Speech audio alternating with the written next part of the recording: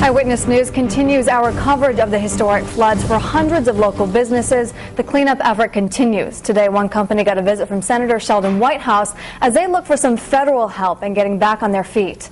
Eyewitness News reporter Nathan Rosu joins us live with more local coverage.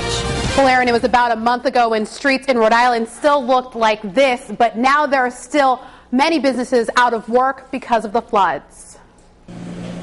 There's a lot to see at Eaton Aerospace, a Warwick plant where engineers build parts for jet engines.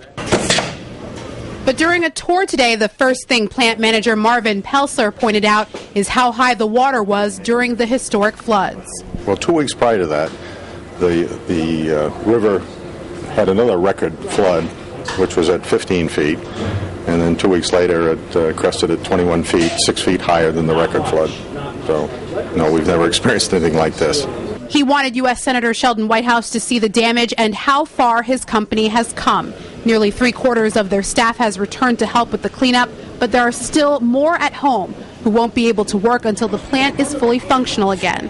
The flood impacting not only their livelihood, but their personal lives as well. People were experiencing floods in their own homes, and one of our employees actually was displaced from her home. Oh, it's been horrific.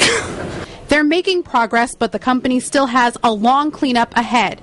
Senator Whitehouse says the challenge now is to stop this from happening again.